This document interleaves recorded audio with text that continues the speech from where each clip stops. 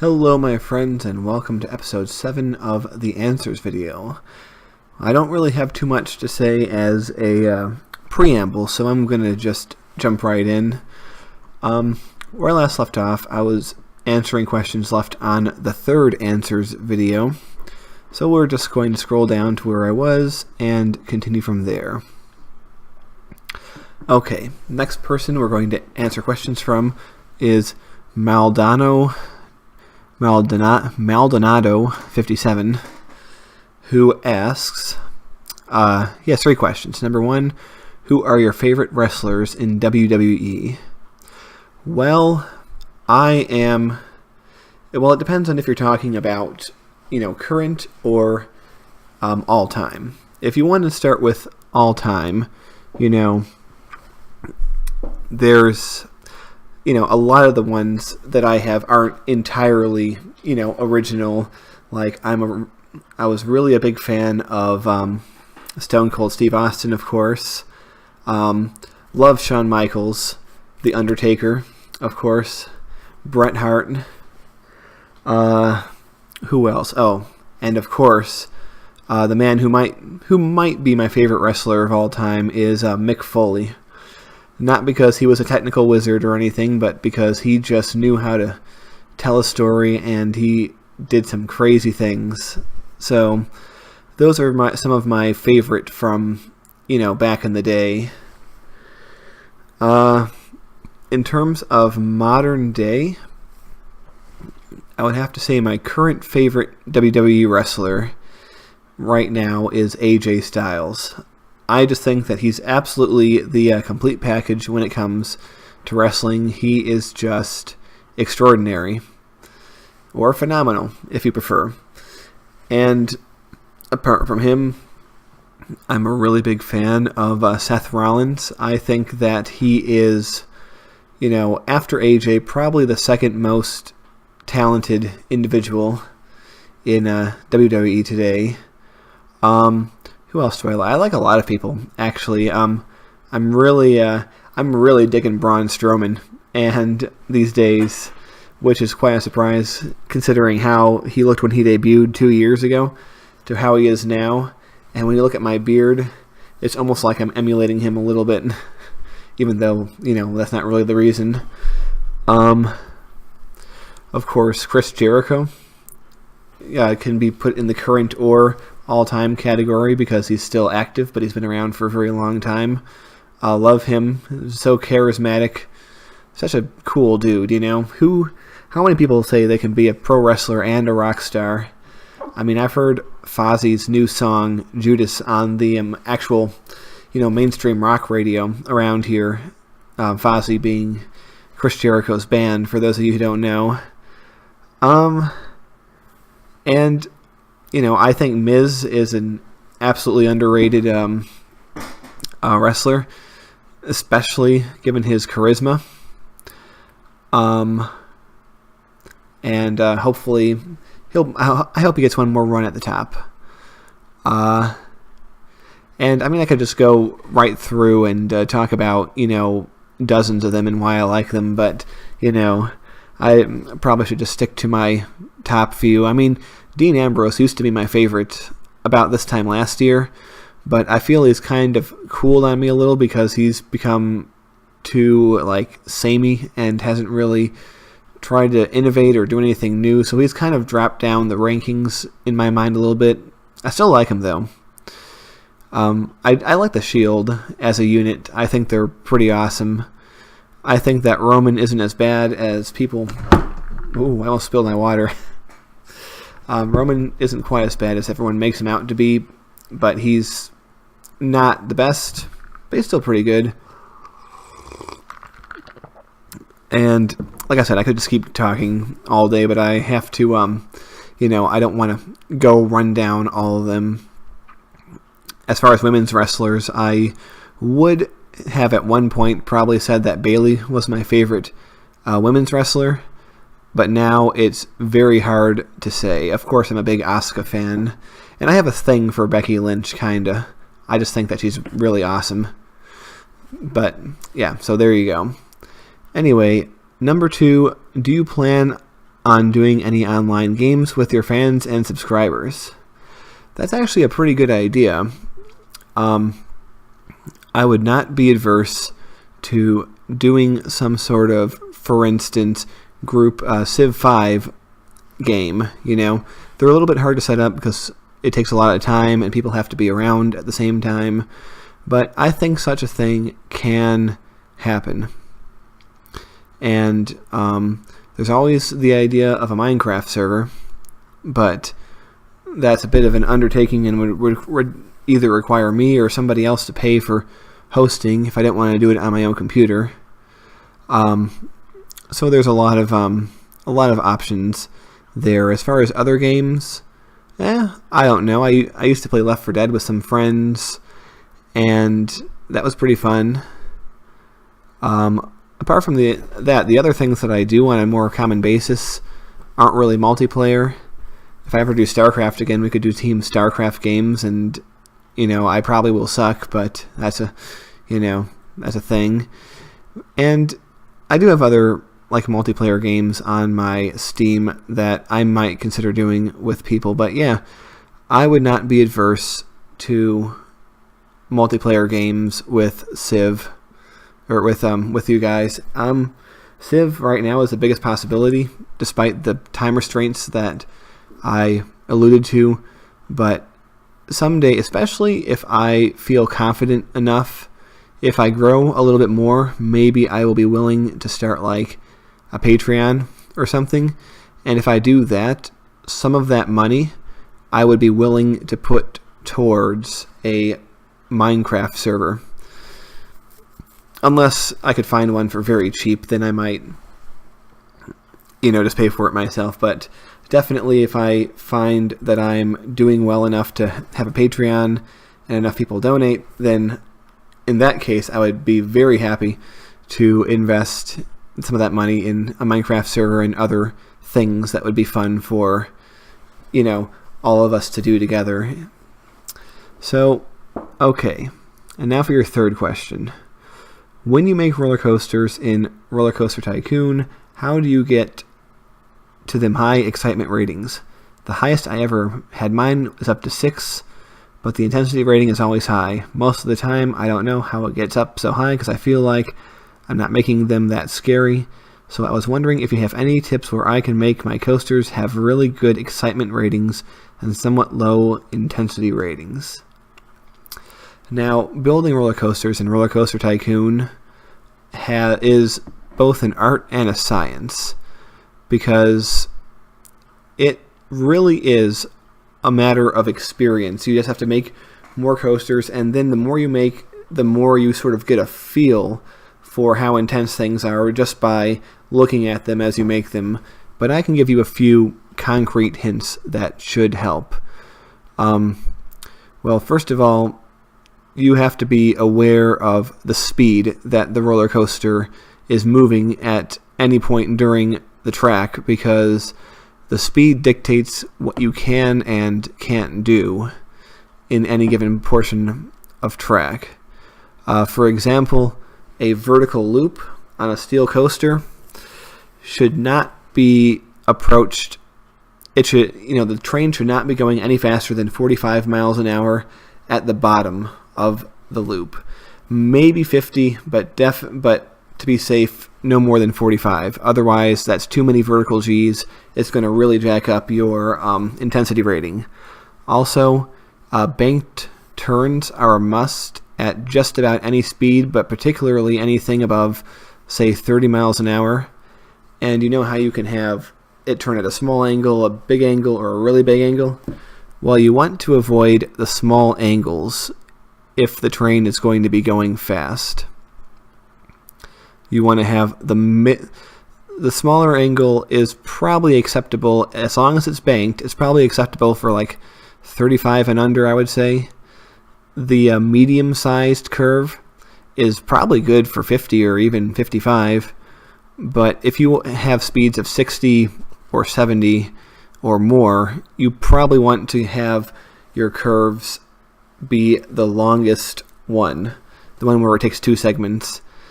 And also, or you might want to have the track go up and then curve.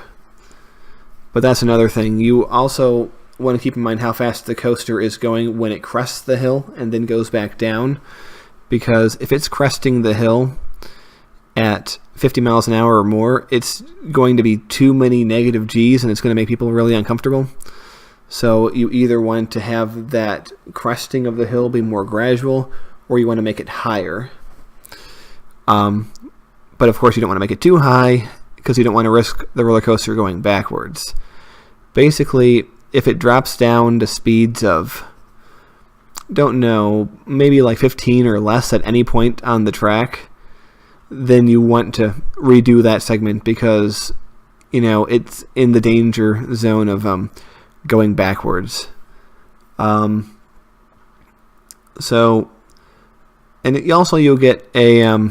get a sense the more you build it of how fast you're going or how fast the car will go before you send the first one on there. For example, if you make a lift hill and then you have the one track that goes a little down and then you have another track that goes all the way down. Put two more that go at the steep slope and then have it curve back and into a loop. That should be just about an ideal speed for the loop. I wish I could tell you exactly what the height differential between the top and the bottom is, but just remember that it's up, level, a little down, a lot down, a lot down, a lot down, a little down, flat, a little up, loop. That is a pretty good speed for a loop. So if you're having trouble getting high excitement ratings, my advice to you is try to keep to roller coaster speeds under 50 miles an hour to start. Because as long as you use bank turns, you don't use the smallest and sharpest one, at least at the bottom of slopes, and you don't go too nuts with the negative G's, you should be fine. And doing it like that will get you good intensity or excitement ratings. And once you do that, after that, on the next coaster you make, you can try pushing it a little bit, making it a little bit higher, a little bit faster, and before you know it, you can be doing all sorts of things. If you're making wooden coasters, you can try risking having them be a little bit faster. Now, what I do is, if you have enough money in-game and you really want to do it, have a wooden roller coaster go as high as you can build, or as high as you think is practically allowable. Then have it go down at the bottom, and then goes along the bottom and back up. Keep in mind, if it's going fast enough, you might want to have it level out and then go back up instead of immediately going back up. But have it go back up one less vertical segment than you had it go down. For example, if you had straight, a little down, and then 4 of these, you want to have 3 of these going up. So when you crest the next hill, you'll be at a speed that's still easily fast enough to carry you over, but you'll also be slow enough that the negative G's won't be that bad. But of course, you have to keep in account friction, and you will have to know that the roller coaster is going to lose speed as it goes on the track, so you want to keep that in mind. And exactly how much friction does take place and exactly how much it does slow down is something that you'll just have to learn by doing. And very often you're going to run your test track and find that it's either going too fast or too slow during certain segments, and you'll just have to rebuild those segments. It's just part of the learning process. So, and keep in mind, those are only for the most common roller coaster type. There's all sorts of extra rules and things to think about during, other special kinds of roller coasters that I could possibly go into. You can tell I've played this game a lot. But yeah, there's some basic advice for you, and I hope that helps. Okay. The next question comes from Consigliere Crow, who is kind enough to supply me with the correct pronunciation of his name. He says, if a man learns to love, does he learn to hate? Now that's a pretty good question because, well, the thing about love and hate is that they're both sort of biological, biochemical responses, and it's really hard to define what love is in any sort of scientific way. I mean, some people said, oh, this chemical, this is love, but that's not really true because there are multiple different emotional states and reactions and emotional ways of being that are all considered love. I mean, the Greeks, I think, had 4 loves. They had sort of your familial love, your love for your family, romantic love, sort of a brotherly love, and there was a 4th one, but I don't really remember what they all were. I think Eros was one, and Pathos, and no, that's not one of the loves. But anyway, there are many different kinds of love, and love evolved out of a biological need to be attracted to certain things, to have loyalty to certain things, like your family, your mate, members of your tribe, things like that. That's why we evolved love.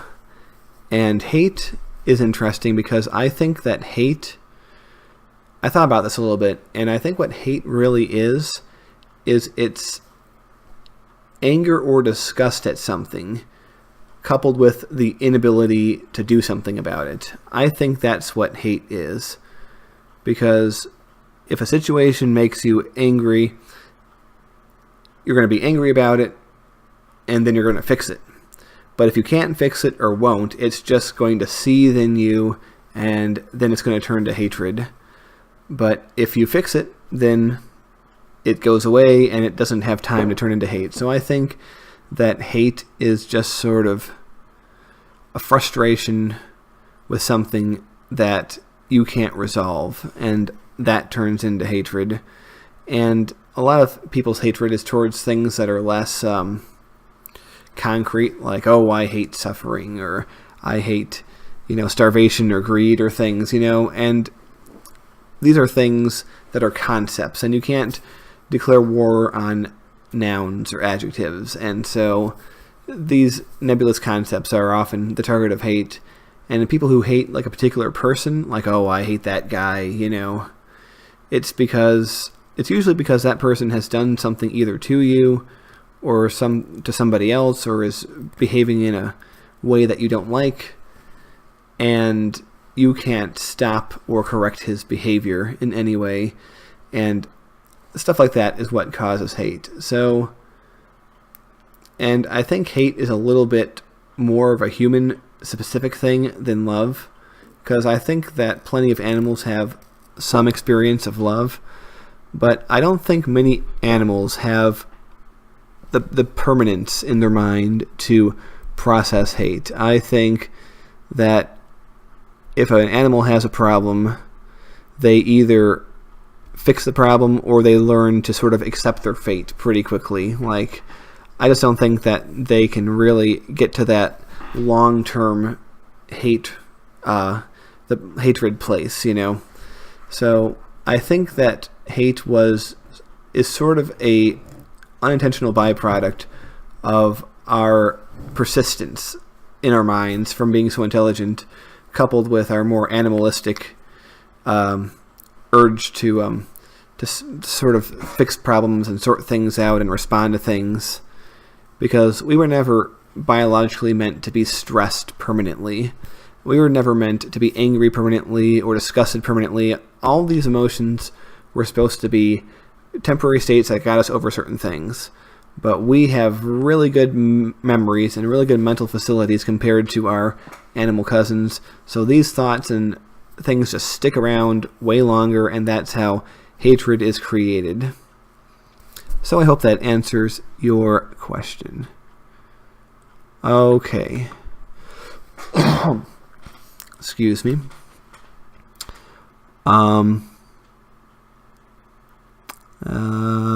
Okay, those aren't questions. There's responses to things I have said. Wait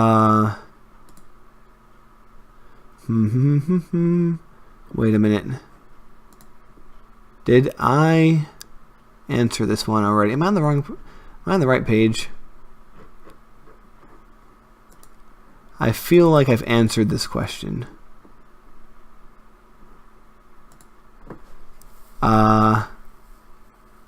Yeah, I'm pretty sure I answered this question. Okay. Sorry about that, everyone. Okay. So, Gold Love Gaming asks, will you ever consider playing Hearts of Iron?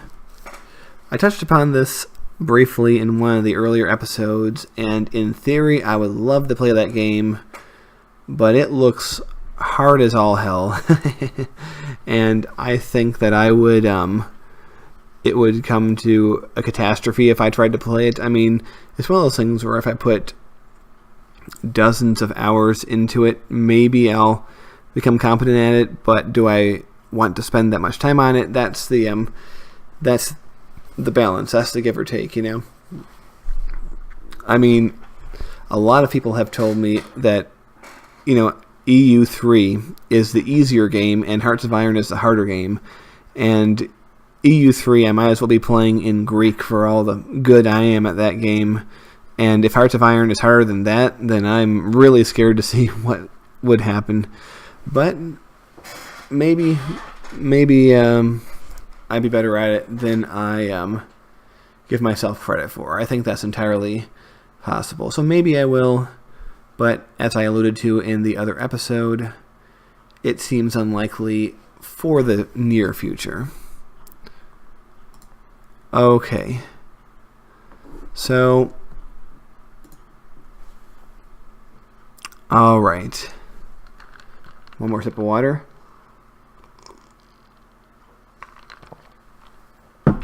Flying Stealth Banana asks, Banana's big question. What do you think of opening up a Discord channel? Discord is a browser